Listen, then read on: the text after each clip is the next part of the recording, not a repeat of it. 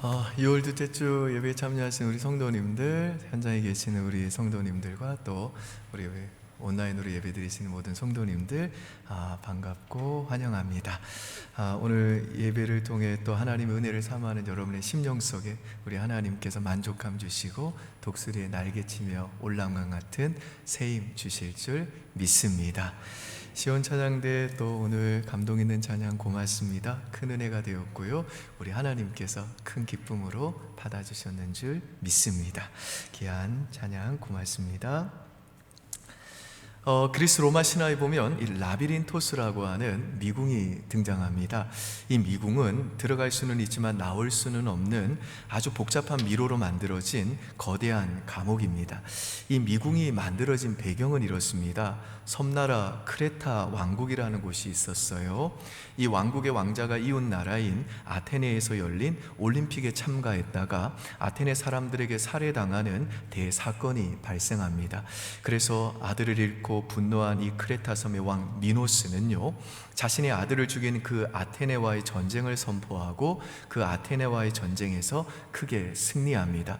아테네는 항복을 선언했고 크레타 섬의 왕 미노스는 항복을 선언한 그 아테네에게 9년마다 남자 7명, 여자 7명에서 총 14명의 청년을 곡물로 바치라고 엄포를 놓습니다. 아테네는 말도 안 되는 제안이라고 생각했지만 패전국이었기 때문에 어쩔 수 없이 그 굴욕적인 제안을 수락합니다. 그리고 미노스 왕은 이 아테네에서 보낸 그 청년들을 미궁을 만들어 가지고 그 안에 집어넣습니다. 미궁 라비린토스는 앞서 설명한 것처럼 한번 들어가면 나올 수가 없는 미궁인데요, 사람들이 길을 따라 걷다 보면 반드시 지나게 되는 방이 하나 있었습니다. 그 방 안에는 누가 있냐면 이 괴물 미노타우루스가 있습니다. 미노타우루스는 그 얼굴은 소이고 몸은 사람인데 보통 소는 이 풀을 뜯어먹고 사는데 이 미노타우루스는 육식을 하는 겁니다. 사람들을 먹는다는 거죠. 그래서 아테네에서 온 7쌍의 남녀는 미노타우루스의 먹이가 되어버렸고 이 끔찍한 역사가 9년마다 반복이 된 것입니다. 그러다가 나라의 안타까운 현실을 보고 청년 영웅 한 명이 일어났는데 그가 바로 테세우스입니다. 테세우스는 이 9년 만에 또 이 곡물을 바칠 때가 되자 스스로가 자진해가지고 곡물 남자로 지원을 하게 됩니다. 그리고 자신은 이미 여러 괴물들과 여러 거인들을 무찔렀기 때문에 미노타우루스를 무찌르고 그 미궁, 그 감옥에서 나오겠다는 결의를 갖고 크레타 섬으로 향합니다.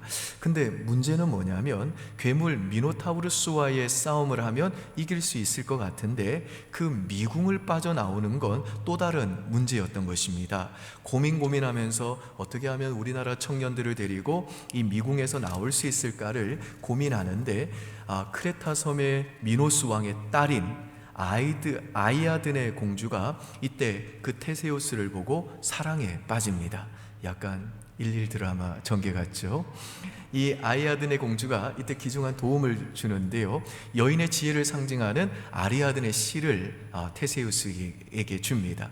이 아리아드네 실은 잘 끊어지지 않는 굉장히 강력한 실인데요, 이 실을 이제 입구에 묶어놓고 실타래를 이제 풀면서 그 미궁, 그 감옥 안으로 들어가는 것입니다. 그래서 테세우스는 결국 괴물 미노타우루스를 쓰러뜨린 이후에 다시 그 실마리를 잡고 그 실타래를 묶으면서 나오게 됩니다. 그래서 지금도 이 서구 사회에서는요, 어떤 큰 문제가 있고 어려움이 있으면 아리아드네 실은 어디 있는가 라는 칼럼이나 헤드라인이 심심치 않게 등장하는 것입니다. 서구 사회뿐 아니라 이 아시아권에 있는 우리도요, 어떤 문제가 해결할 수 없는 수준에 이르게 되면 이런 표현을 쓰지요. 상황이 미궁 속에 빠져버렸다. 그리고 이 어려운 상황과 고뇌 속에서 빠져나가는 길에 대해서 표현할 때 이 문제를 타개할 실마리는 대체 어디에 있는가 라는 표현을 씁니다. 실마리는 실의 머리라는 뜻이죠. 아리아드네 그 실타래가 풀려서 이제 갈 길을 알려준 것처럼 그 실의 끝을 붙잡고 다시 이것을 묶어가면서 하나하나 해결해야 되지 않느냐라는 이 모든 표현들이 라비린토스의 미궁의 이 아리아드네 실에서 유래가 된 것입니다. 이처럼 수천 년이 지나도 이 미궁과 실마리가 여전히 우리 입버릇처럼 이 사람들의 입에 오르내리는 것은요, 인간의 일생이 어쩌면 이 미궁 속에서 실마리를 찾기 위해 끝없이 방황하며 길을 찾는 존재이기 때문이 아닌가 생각이 듭니다. 나는 어디로 가야 나의 진로와 미래를 찾을 수 있는 거지? 그리고 내 인생의 의미는 대체 어디에서 발견할 수 있을까? 또 괴물 미노타우루스와 같은 그 인생의 여러 그 문제들과 싸우면서 대체 이 미궁을 얼마나 더 헤매야 답답한 내 인생의 출구를 찾을 수 있을까를 고민하고 고뇌하는 것이 인생이라는 것입니다. 오늘 본문에 보면 도저히 이 자신의 힘으로 나올 수 없는 이 미궁 속에 빠져버린 한 선지자가 등장하는데요, 그가 바로 예레미야입니다. 예레미야 선지자가 사역하던 시대 유대 나라는 그야말로 이 풍전등화와 같은 상황이었습니다. 나라가 바벨론이라고 하는 거대한 제국에 의해서 거의 멸망 직전에 있었습니다. 그런데도 이 왕과 백성들은 이런 이 국가적인 위기 상황에서도 정신을 못 차리고 계속해서 하나님을 거역하고 불순종했습니다. 그래서 예레미야 선지자는 정말 눈물을 흘리면서 그 백성들이 돌이켜 회개하기를 촉구하면서 하나님의 메시지를 전했는데요, 그 하나님의 주된 메시지가 뭐였냐 하면, 이제 곧 이 나라에 쳐들어올 바벨론은 너희의 그 불순종과 우상 숭배를 징벌하기 위한 하나님의 몽둥이니까 너희는 그 바벨론에 저항하지 말고 순순히 항복하라는 것입니다. 이런 메시지를 전하니까 유대 백성은 이 예레미야를 매국노라고 부르면서 핍박을 했습니다. 그러다가 결국 예레미야는 왕과 신하들의 미움을 받아가지고 시위대 감옥에 갇힙니다. 1절을 보시죠. 제가 읽습니다. 예레미야가 아직 시위대 뜰에 갇혀 있을 때에, 여기에서 이 시위대 뜰이란 왕을 경호하는 친위대가 있는 뜰을 가리킵니다. 시위대 뜰에 있는 이 감옥은요, 이제 사형을 집행하기 전에 잠깐 대기하는 장소입니다. 이 시위대 감옥을 지나서 가면 사형을 당해 죽게 된다는 것이죠. 그래서 예레미야는 이때 이제 내 인생이 여기서 끝났구나, 내 인생이 여기까지겠구나, 나의 사역도 이제는 여기까지겠구나 라는 생각을 했을 겁니다. 그러니까 지금 예레미야는 그야말로 자신의 힘으로는 도저히 나올 수 없는 미궁 속에 빠져버린 것입니다. 이 시간에는 미궁 속에 빠졌을 때라는 제목으로 본문이 주는 교훈을 잠시 생각해 보고자 합니다. 첫 번째 본문이 주는 교훈은요, 우리들이 미궁 속에 빠졌을 때에도 하나님은 우리를 절대로 포기하지 않는다는 것입니다. 1절 보실까요? 예레미야가 아직 시위대 뜰에 갇혀 있을 때에 같이 있습니다. 여호와의 말씀이 그에게 두 번째로 임하니라 이르시되. 여러분, 제가 좀 전에 말씀드린 대로 지금 예레미야는요, 자신의 힘으로 도저히 빠져나올 수 없는 이 미궁과 같은 그 시위대 감옥에 갇혀가지고 이제 내 인생도 내 사역도 여기서 끝났구나 라고 생각했습니다. 그런데 여기에 보시면 바로 그때 그 미궁 속에 빠져있는 예레미야에게 또다시 여호와의 말씀이 임했다고 합니다. 하나님이 또다시 예레미야에게 말씀을 하셨다는 것입니다. 여러분, 마르크스와 레닌 같은 공산주의자들이 기독교인들은 참 힘들다 그렇게 얘기하면서 그런 농담을 했다고 그러죠. 쟤네들 봐라, 주일에 모여 예배드리고 그걸로도 모자라가지고 수요일날 또 모이고 또 예배드리고 새벽마다 모이고 밤마다 모이고 또 기도하고 또 예배드리고 저것들이 인간이냐 이렇게 얘기했다는 거죠. 우리도 송구영신 예배 드리고 그 다음 날이 주일이면요 또 예배 드리고 또 주일 저녁부터 3일간 또 신년 축복성회로 또 예배 드리고 또 그 주간에 수요 예배, 새벽 예배, 금요 철학까지 계속 예배잖아요. 그리고 하나님이 그 예배를 통해 이 성경을 통해 우리한테 말씀하시고 또 말씀하시고 또 말씀하시잖아요. 여러분, 하나님께서 우리들에게 이렇게 계속해서 예배를 통해 말씀하시는 이유가 뭘까요? 왜냐하면 하나님이 우리를 포기하지 않기 때문에 그런 겁니다. 여러분, 아침에 밥 드셨다고 내일 아침에 밥 안 드실 건가요? 점심에 밥 먹었으니까 저녁에는 밥 안 먹습니까? 여러분, 우리 인생에는요 반복되어야 되는 게 있는 겁니다. 식사처럼 반복을 통해서만 얻어지는 에너지가 있다는 겁니다. 식사를 반복적으로 해야만 우리가 살 수가 있다는 거예요. 여러분, 하나님의 말씀은 우리들의 영혼의 양식인 하늘로부터 내려오는 만나와 같습니다. 그래서 하나님의 말씀이 우리들이 매일 먹는 밥처럼 우리들을 살리는 것입니다. 그러니까 예레미야가 지금 경호대 뜰에 갇혀가지고 이제 막 죽기 직전인데 여호와의 말씀이 이 예레미야에게 다시 한 번 더 임한 이유는 뭐냐면 하나님께서 이 하늘의 만나를 통해 예레미야를 살려주기 위함이었다는 것입니다. 마찬가지로 하나님은 저와 여러분을 또 살려주시기 위해 그렇게 많은 예배들을 통해 우리들에게 말씀하시고 또 말씀하시고 또 말씀하시고 또 말씀하시는 겁니다. 여러분, 저는요, 부모가 되기 전에는 이걸 잘 이해를 못했어요. 근데 부모가 돼 보니까 이걸 알겠더라고요. 여러분, 아이들이 자라면서 말을 하는 걸 보면요, 얼마나 이쁘게 말을 하는지 몰라요. 근데 제 아내가 조금이라도 힘든 기색을 내면요, 이제 뭐 4살, 5살밖에 안 된 제 막내가 조용히 아내에게 다가가서 그래요. 엄마, 걱정 마, 내가 있잖아. 그러면 엄마가 너무 감동하죠. 역시 내 아들밖에 없어. 남편도 다 소용없어. 그러면서 얘가 어떻게 이렇게 컸나 싶은 거예요. 근데 아이들이 어떻게 말을 그렇게 배웠습니까?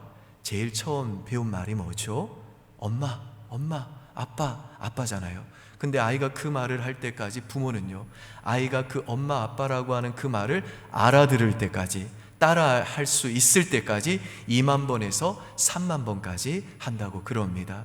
여러분, 미궁 속에 빠져있는 예레미야에게 또다시 여호와의 말씀이 임한 이유가 뭘까요? 여러분, 그 많은 예배들을 통해 하나님이 우리에게 말씀하시고 또 말씀하시고 또 말씀하시고 또 말씀하시는 이유가 뭘까요?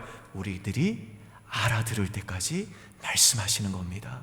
우리가 그 말씀을 따라 할 수 있을 때까지, 하나님의 말씀이 나의 믿음이 될 때까지 하나님은요, 그때까지 말씀하시는 겁니다. 내가 바뀔 때까지, 내 인생 가운데 하나님의 놀라운 약속의 말씀이 성취될 때까지 우리 하나님은요, 우리에게 말씀하시고 또 말씀하시고 또 말씀해 주시는 겁니다. 왜요? 하나님은 우리를 포기하지 않기 때문에 그런 겁니다.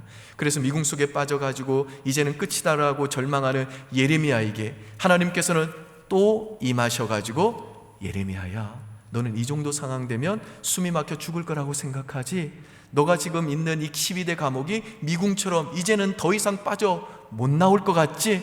이젠 거기서 네 인생이 끝난 것 같지? 너무 외롭고 힘들지? 너 이거 넘어갈 수 없다고 생각하지? 아니야, 너 또 일어날 수 있어. 너에게는 아직 갈 길이 남았어. 넌 아직도 할 일이 남았어 라고 하나님께서 예레미야에게 또 말씀해 주시는 겁니다. 여러분, 우리 하나님은요, 동일하게 저와 여러분을 절대로 포기하지 않습니다. 그래서 우리 하나님께서는요, 오늘도 저와 여러분이 또 하나님이 말씀하시는 이 예배의 자리로 불러주신 겁니다. 믿으시나요, 여러분? 아멘. 여러분, 하나님이 절대로 우리를 포기하지 않기 때문에 끝날 때까지 끝난 게 아닌 겁니다. 하나님께서 여기가 끝이다 라고 말하기 전까지 끝이 아닌 겁니다. 의사가 이제는 안 되겠습니다, 이제는 끝입니다 라고 말해도 하나님이 끝이라고 말씀하실 때까지는 끝이 아닌 겁니다. 여러분, 교만이 뭔지 아세요? 내가 내 인생의 결론을 내는 것입니다. 교만은 내가 내 인생의 마침표를 내가 찍는 겁니다. 내 인생은 이제 여기가 끝이다 라고 결론을 내가 내는 것, 이게 바로 내가 내 인생의 주인인 것처럼 행하는 교만이라는 것입니다. 반면에 겸손은 뭐냐 하면, 내 상황이 아무리 절망적이라도, 내가 지금 미궁에 빠져가지고 더 이상 소망이 보이지 않는 그때에도 내가 마침표가 아니라 심표를 찍는 것, 이게 바로 겸손인 겁니다. 그러니까 하나님이 내 인생의 주인인 것을 알기에 내가 내 인생의 결론을 내가 내지 않고, 하나님, 홍해가 내 앞을 가로막고 있습니다만, 골리앗이 나를 위협합니다만, 내가 지금 12대 뜰에 갇혀 있습니다만, 나보다 나를 더 잘 아시는 하나님이 끝이라고 말씀하지 않으셨기 때문에 내 인생의 길을 만드시고 내 인생의 출구까지 나를 인도하시는 그 하나님 앞에서 나는 내가 마침표를 찍는 것이 아니라 쉼표를 찍겠습니다 라고 말하면서 끝까지 하나님의 도우심을 믿음으로 기다리고 기대하는 것, 이게 바로 겸손이라는 것입니다. 여러분, 우리 하나님은 포기를 모르세요. 끝까지 가세요. 홍해가 앞을 가로막으면 홍해를 갈라서라도, 골리앗이 앞길을 가로막으면 골리앗을 쓰러뜨려서라도 하나님은요, 그분이 우리에게 약속하신 바를, 그분이 원하시는 바를 반드시 이루십니다. 우리 하나님은 마지막 순간까지 포기하지 않습니다. 우리는 하나님을 포기해도 우리 하나님은요, 절대로 우리를 포기하지 않습니다. 여러분, 그 증거가 뭔지 아세요? 하나님이 지금도 여러분에게 이 예배를 통해 또 이 말씀을 주시는 것, 이게 바로 하나님이 여러분을 포기하지 않는 확실한 증거가 되는 겁니다. 여러분, 우리 하나님은요, 인생의 미궁 속에 빠져 정말 절망적인 위기와 상황 속에 있는 사람들에게 언제나 그분의 말씀을 주십니다. 그래서 우리가 성경에서 미궁 속에 빠져 위기를 당한 사람들을 보면요, 하나님은 언제나 그들의 인생의 모든 위기를 언제나 말씀을 통해 출구를 찾게 하시고, 말씀으로 역전시키고, 말씀으로 승리를 주시고, 말씀으로 회복을 시켜 주시더라는 것입니다. 욥도 그랬잖아요. 그가 모든 것이 정말 무너져가고 절망했는데 마지막에 하나님의 말씀이 그에게 선포되자 그가 다시 회복됐잖아요. 엘리야도 마찬가지고, 사르밧 과부도 마찬가지고, 출애굽해서 홍해 앞에 서고 광야 생활 중에 위기를 당한 이스라엘 백성도 그 모든 미궁과 같은 상황 속에서 이제는 끝이다라고 했던 그때에 그 위기에 처한 그 모든 사람들이 하나님의 말씀이 들리니까, 또 그 말씀대로 순종하니까 그들은요, 모든 회복과 승리를 맛보고 누리게 되더라는 것입니다. 그러므로 사랑하는 여러분, 여러분이 지금 인생의 미궁 속에 빠져가지고 절망적이고 정말 앞이 보이지 않고 이젠 정말 다 끝났다 싶어도요, 오늘 이 시간 여러분을 그래도 절대로 포기하지 않는, 단 1초도 포기하지 않는 이 하나님을 기억하시고, 이 시간 다시 여러분에게 또다시 임하는 이 하나님의 말씀을 믿음으로 붙잡으시기를 주님의 이름으로 축원드립니다. 두 번째 본문이 주는 교훈은 미궁 속의 실마리는 하나님과 그분의 약속을 믿는 우리의 믿음이라는 것입니다. 자, 이제 하나님께서 미궁 속에 빠져있는 예레미야에게 주신 말씀의 구체적인 내용이 뭔지 2절을 보실까요? 여러분이 한번 읽으시겠습니다. 시작.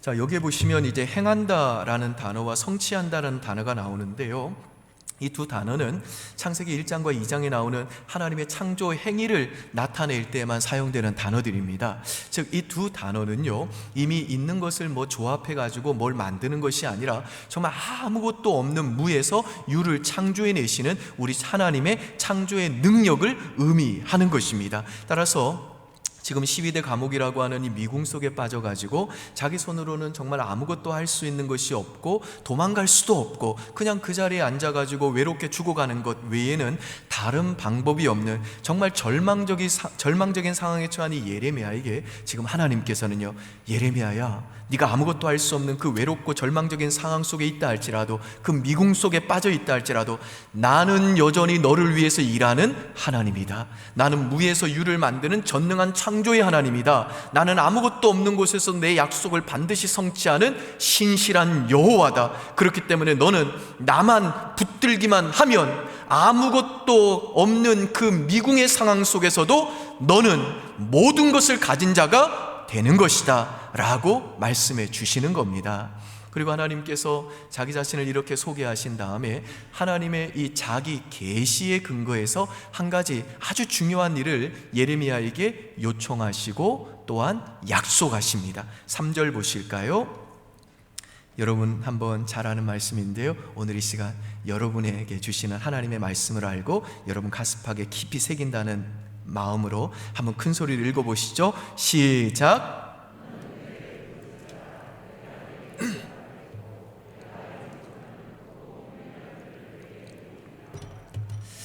이 말씀은 이런 뜻이죠. 나는 없는 것을 있는 것처럼 부르고 아무것도 없는 곳에서 모든 것을 창조하는 전능한 창조주 하나님이고, 내가 약속한 것을 성취하기 위해 지금도 일하는 여호와 신실한 하나님이기 때문에 너는 내가 바로 그런 하나님인 줄 믿고 그 미궁 속에 있다 할지라도 내게 부르짖으라. 그러면 내가 그 미궁 속에라도 너에게 응답할 것이고, 너가 알지 못하는 것, 크고 은밀한 일을 너에게 반드시 보여주겠다는 겁니다.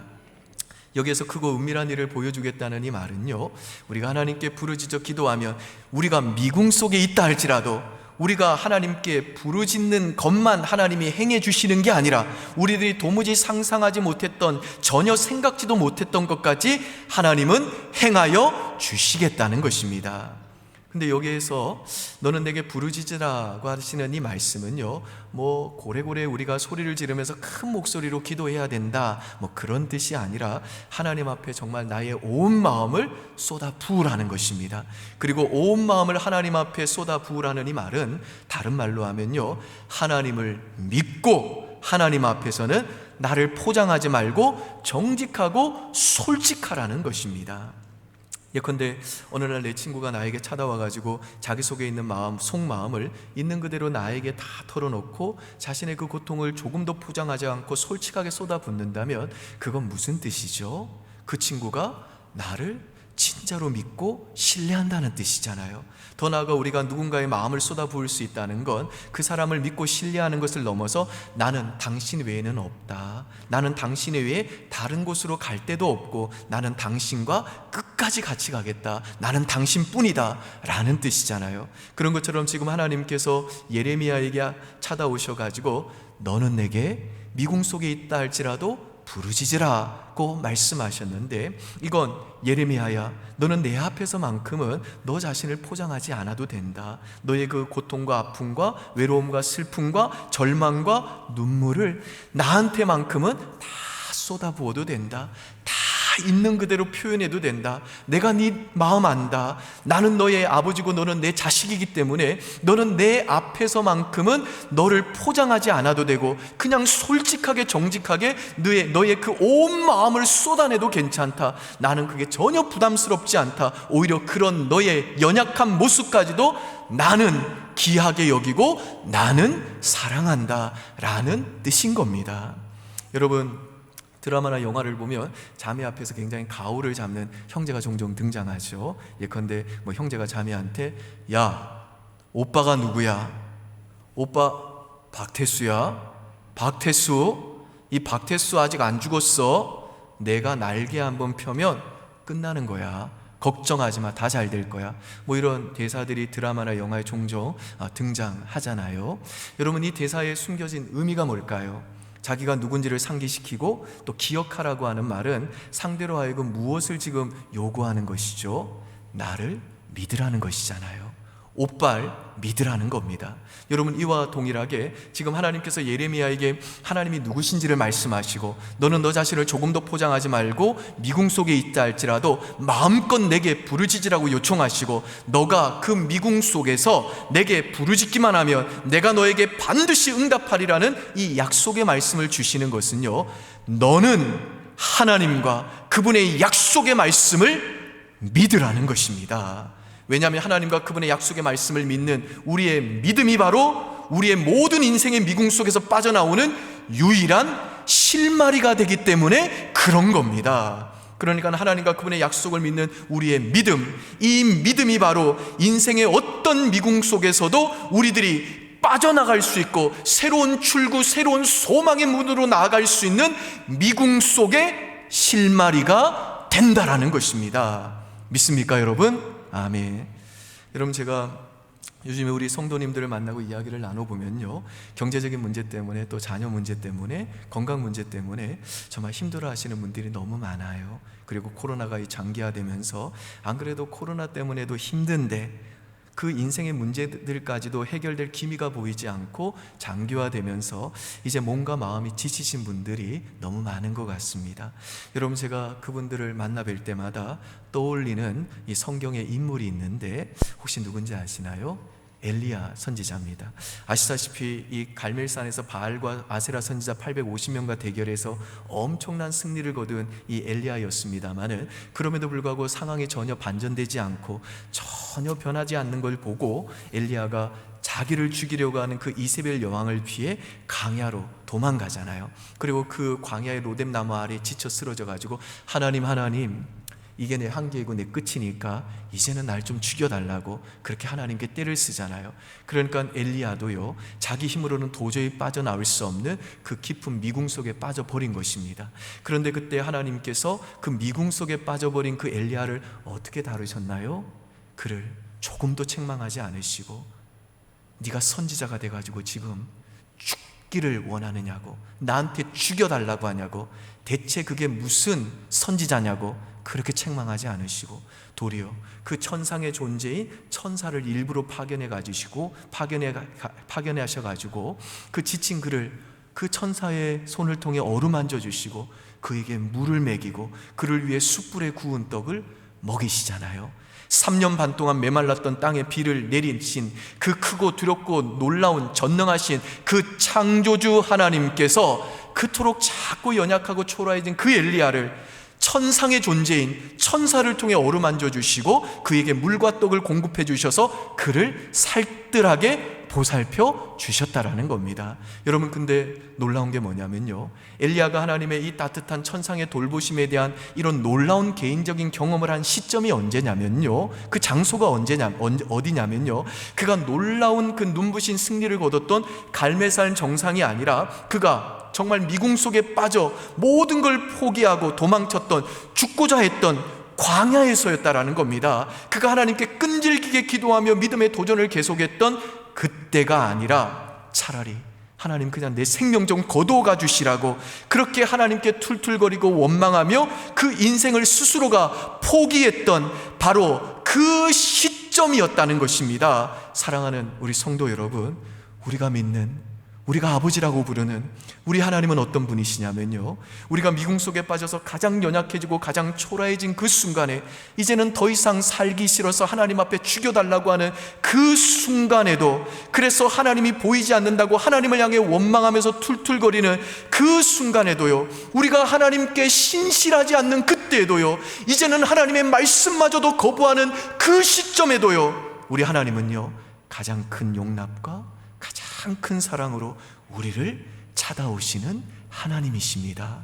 그리고 지친 우리들의 그 마음과 육체를 따뜻한 손길로 어루만져 주시면서 말씀하세요. 사랑하는 아들아, 사랑하는 딸아, 일어나 뭘 좀 먹어야지. 뭘 좀 먹어라. 너의 갈 길이 아직 멀었다.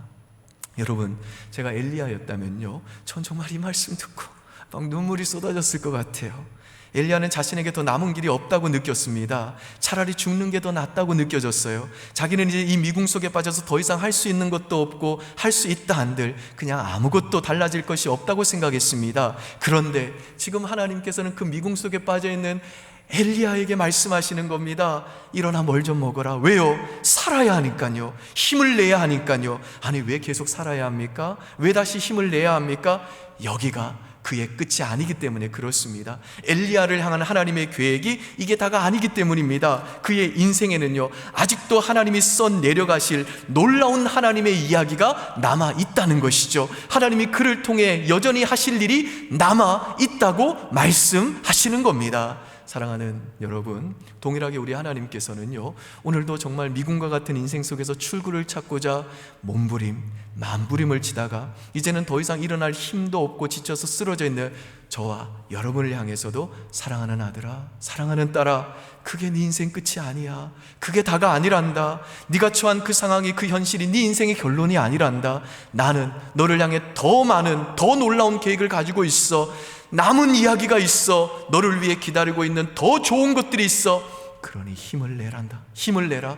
용기를 내라 라고 말씀해 주십니다. 아멘이세요, 여러분? 아멘. 그러므로 사랑하는 여러분, 지금 도저히 빠져나올 수 없는 그 인생의 미궁 속에 갇혀가지고 이게 전부인가? 여기까지가 끝이 아닌가? 내가 기대했던 나의 소망과 바람은 정말 그냥 아무것도 달라지 않는 현실 속에서 그냥 이렇게 반전 없이 초라하고 비참하게 끝나는 것 아닌가 하는 그 두려움과 실망감에 낙심이 되고 거절감에 마음이 상하고 외롭고 갑자기 삶의 모든 의미가 사라지는 것 같고 아무것도 하지 않는 그 무기력에 빠져 있는 분들 혹시라도 계신다면, 사랑하는 여러분, 하나님은 그래도 여러분을 절대로 포기하지 않는 하나님이심을 믿으시기를 바랍니다. 그리고 여러분을 절대로 포기하지 않는 이 하나님께서 이 시간 또다시 여러분에게 찾아오시고 또다시 여러분에게 그 큰 용납과 큰 사랑으로 찾아오셔서 나는 일을 행하는 여호와, 그것을 만들며 성취하는 여호와다.